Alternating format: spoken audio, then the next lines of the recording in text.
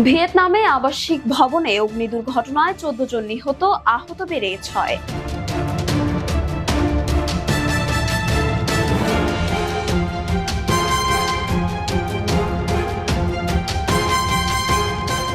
ভিয়েতনামের ঘনবসতিপূর্ণ শহুরের কেন্দ্রগুলোতে আগুন যেন একটি নিত্য বিপদ হিসেবে আবির্ভূত হয়েছে। সম্প্রতি ভিয়েতনামের রাজধানী হ্যানয়ে একটি জনবহুল আবাসিক ভবনে আগুন লাগার দুর্ঘটনা ঘটেছে। এ সময় অন্তত 14 জন নিহত হয়েছেন, আহত হয়েছেন 6 জন।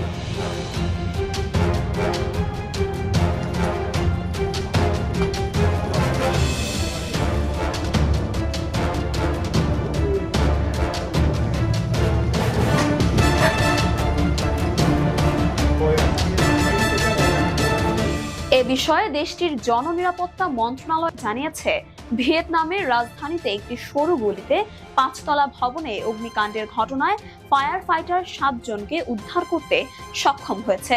তবে কি কারণে ওই ভবনে অগ্নিকাণ্ডের ঘটনা ঘটেছে সে সম্পর্কে কিছুই জানা যায়নি। এছাড়া যারা নিহত হয়েছে তাদের পরিচয়ও শনাক্ত করা সম্ভব হয়নি।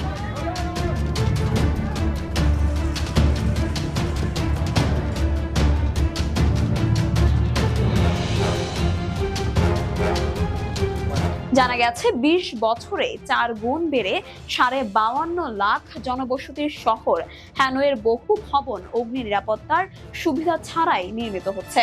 ফলে শহরটিতে প্রায়ই অগ্নিকাণ্ড ঘটছে। গত বছরের সেপ্টেম্বরে রাজধানী হ্যানয়ে একটি আবাসিক ভবনে ঘটা অগ্নিকাণ্ডে 56 জনের মৃত্যু হয়। সে সময় এই ঘটনায় শিশুসহ আরও 48 জন আহত হয়।